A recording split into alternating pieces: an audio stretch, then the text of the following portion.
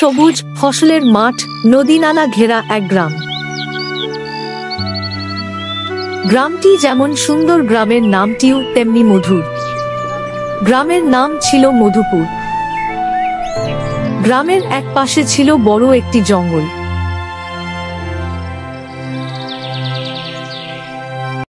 জঙ্গলের সাথে ছোট্ট একটা কুঁড়ে ঘর ছিল, সেখানেই থাকত রহিম নামের একজন কাঠুরে।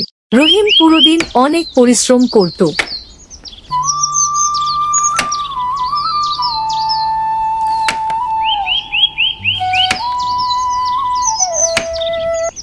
তারপর রাত হলে সে একটু বিশ্রাম নিতে যেত। সে তাড়াতাড়ি ঘুমিয়ে যেত।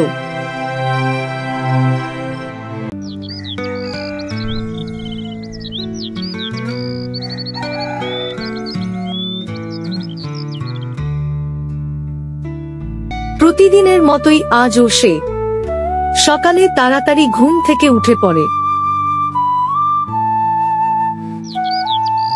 তারপর রহিম তার কুঠার নিয়ে জঙ্গলে কাঠ কাটার জন্য বেরিয়ে পড়ল।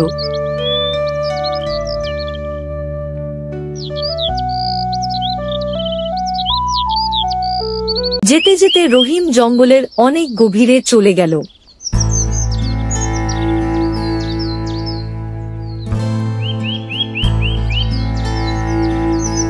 আর দেখে শুনে ভালো দেখে একটা গাছ কাটা শুরু করে দিল।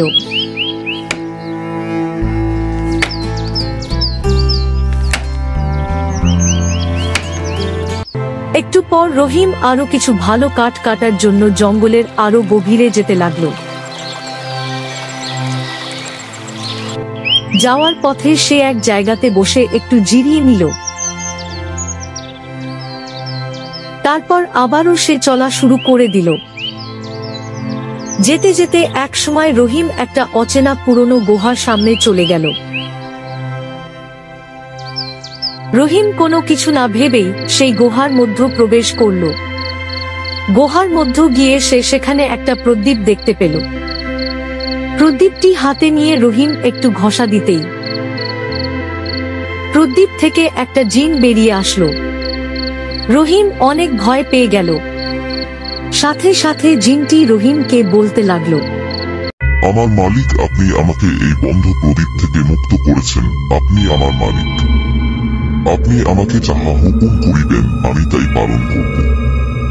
আপনি আমার কাছে আপনার 3টি ইচ্ছা বলেন, আমি তা পূরণ করব। আচ্ছা, তুমি যদি আমার হুকুম সত্যি পালন করো তাহলে আমি অনেকের কাছেই ঋণী, তুমি আমার সব ঋণ পরিশোধ করে দাও। রহিম এই কথা বলার সাথে সাথে জিনটি হাতে তালি দিতেই এক ব্যাগ স্বর্ণমুদ্রা রহিমের হাতে চলে আসে এবং জিনটি বলে, মালিক, এবার আপনি আপনার দ্বিতীয় ইচ্ছা কি তা আমাকে জানান। রহিম তার দ্বিতীয় ইচ্ছায় বলে, আমাকে একটা ফসলের জমি দাও যেন আমি সেখানে চাষ করতে পারি। জিন হাত তালি দিয়ে বলে, ঠিক আছে মালিক, আপনি এটাও পেয়ে যাবেন। এবার আপনি আপনার শেষ ইচ্ছা বলেন। রহিম তার শেষ ইচ্ছায় বলল, আমি চাই তুমি আমাকে একটা ট্রাক্টর এনে দাও যেন আমি আমার জমি চাষ করে ফসল ফলাতে পারি। এবারও জিন হাত তালি দিতেই একটা ট্রাক্টর রহিমের সামনে এসে হাজির। জিনটি এবার রহিমকে বলল, আপনি যে কোনো সময় এই প্রদীপে ঘষা দিলেই আমাকে পাবেন। এই বলেই জিনটি হারিয়ে গেল।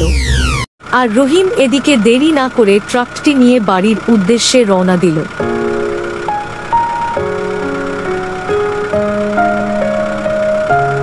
সে অনেক খুশি হলো, তার আর কষ্ট করতে হবে না।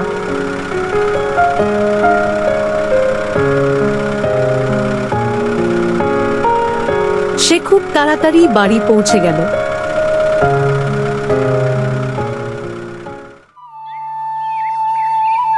রহিম তার জিনিসপত্র রেখে বাড়ির পাশে যেতেই দেখতে পেল একটা সুন্দর ফসলে ভরা জমি হয়ে আছে। রহিম আজ অনেক খুশি, কারণ তার আর এখন কষ্ট করে জঙ্গলে কাঠ কাটতে যেতে হবে না। তারপর রহিম বাড়ি চলে আসলো এবং বাজারে চলে গেল তার পাওনাদারকে পাওনা পরিশোধ করতে। ভাই, আপনার দোকানে আমার কিছু টাকা বকেয়া ছিল, আজ তা পরিশোধ করতে চাই। হ্যাঁ, আপনার কিছু টাকা বকেয়া আছে। এই নেন ভাই আপনার পাওনা টাকাগুলো। এভাবেই রহিম সব পাওনাদারদের পাওনা পরিশোধ করে কিছু বাজার করে বাড়ি ফিরে এলো।